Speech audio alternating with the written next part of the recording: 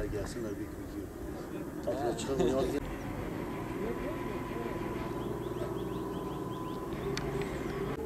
Balıkçı teknelerine iskele olmuş. Bir de aynı vermez.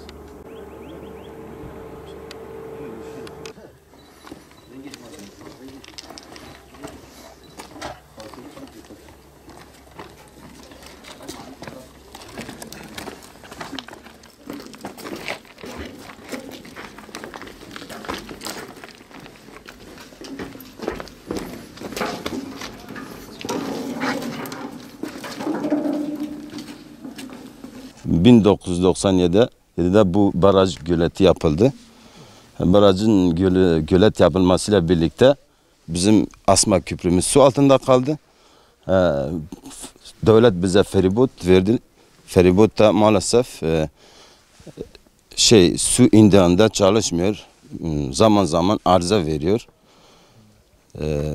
Bundan dolayı biz çok mağdur oluyoruz. Hem de 2 kilometre köyle ilçe arası, hem de 5-6 köyümüz ve mezralarımız, şu anda biz mağdur kalmışız.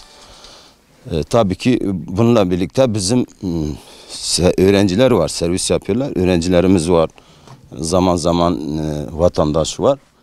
Bizimle ilçe ilişkimiz kesilmiştir şu anda. Sadece bir yolumuz var, o da gidiş geliş 60 kilometreyi buluyor. Bize veren feribot 2 araçlıdır ama su indiğinde çalışmıyor. Zaten çok zaman arıza veriyor. Arızadan dolayı biz mağdur oluyoruz. Eğer 5 gün çalışırsa 5 ay çalışmıyor. Bu nedenle biz mağdur kalmışız. 3-4 ay yaklaşık vardır çalışmıyor yani. Hiç çalışmıyor. Bunu zaman zaten yetkilerimize ilettik, bunun herhalde olmadı. Bu bir çözüm olmadı. Feribotumuz çalışmıyor durumdadır. Araç götürüp getiremiyordur. Ondan ziyade araç götürüp getirmemesinden dolayı en azından yayaları götürmesi gerekiyor ki onları da götürmüyor. Şu anda görüyorsunuz feribotun etrafında tekneler bağlıdır. Bizimle Egle arasındaki mesafe 2 kilometredir. Maalesef biz bu mesafeyi 35 kilometre olarak kat ediyoruz. Bir hastamız olduğu zaman ilçeye varamadığımız için 35 kilometre yol kat ediyoruz o hastayı hastaneye ulaştırmak için. Bu sebepten dolayı biz mağduruz. Zaten bu feribot daha önceden ücretliydi. Ama son 2 seneden bu yana ücret talep edilmiyor bizden ve vermiyoruz. Yani biz ücretin peşinde değiliz. Ücretimizi verelim, yalnız mağdur kalmayalım. Biz o şekilde düşünüyoruz halk olarak. Bu tarafta 5 köyümüz var, 3 mezramız var. 4000'e yakın bir nüfusumuz var. Bu nüfus yaklaşık 2000 seçmene tekabül ediyor. Yani mağduruz. Sıkıntılarımız göz önünde. Karşı tarafta ziyaretlerimiz var. Zülkü Peygamber, Nebi Harun Peygamber, El-Esa Peygamber Aleyhisselam. Oraya gelen bakanlarımız, dönemin Başbakanı, Cumhurbaşkanımız Sayın Recep Tayyip Erdoğan, Mehdi Eker Bey, Diyarbakır'ın önceki milletvekili Galip Ensarioğlu, İçişleri Bakanımız Süleyman Soylu Bey, bunlar buranın mağduriyetini herhalde biliyorlardır. Bunların haberleri de vardır. Zaman zaman biz söylüyoruz ama maalesef bu mağduriyet halen devam etmektedir. Burada tekneler var. Bunlar turistik amaçlı kullanılıyor. Bizim zaman zaman ilçede bazen işlerimiz oluyor. Kanuni işlemler, devlet dairelerinde işlemlerimiz oluyor. O işlemlerimizi hallettiğimiz zamana kadar feribot saatleri yok. Bu tekneler burada olmasa mesela bazen vatandaşlar bizi ücretli karşıya götürüyorlar. Bunlar da olmasa biz ilçede kalıyoruz. Bu mağduriyet şu şekil devam ediyor yani. Yani büyüklerimizden ricamız bir köprü istiyoruz. Zaten feribot iş bu kaç aydır çalışmıyor. Yani gelişim yok.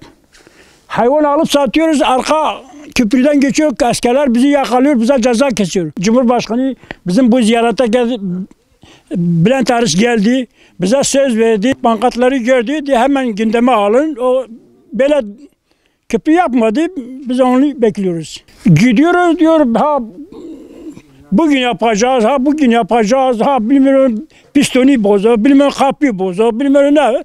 Bizi kandırıyor, bahane ediyor. Burası bildiğiniz gibi peygamberler diyarı. Aşikar herkes biliyor burayı, tanınmış artık. Burada gelip gelenler de bazen soruyorlar buradaki yerel halkla ilgili. Geçişiniz nasıl oluyor Ege ile ilçeniz aranızdaki? Bunu dile getiriyoruz bazen, o da diyoruz arızalidir, bir türlü randevu vermiyor. Doğru düz gidip gelemiyoruz. Gerçekten de budur. İnsan utanıyor yani. Yakışmıyor buraya yani. Gerçekten bir feribot özel bir şahıs olsa, üzerine alsa gerçekten götürüp getirebilir bu milleti. Ki daha önce ücretliydi. Özel kişiler götürüp getiriyordu. Belediye düştükten beri sürekli böyle aksılık oluyor. İhmalkarlık mı? Arıza mı? Yani bir arıza diyebilirsin, 2-3 diyebilirsin. Bu 1-2 değildir yani. Bu kaç senedir belediyeler düştüğünden beri sürekli bu sıkıntıları yaşıyoruz yani. Yani bir rahatlığımız olmadı. Bu karşı taraftaki 4000 civarındaki nüfus vatandaşımız ve hepimiz birlikte bu sıkıntıları sürekli çekiyoruz. Bir gün, 2 gün, 1 ay, 1 yıl değildir yani.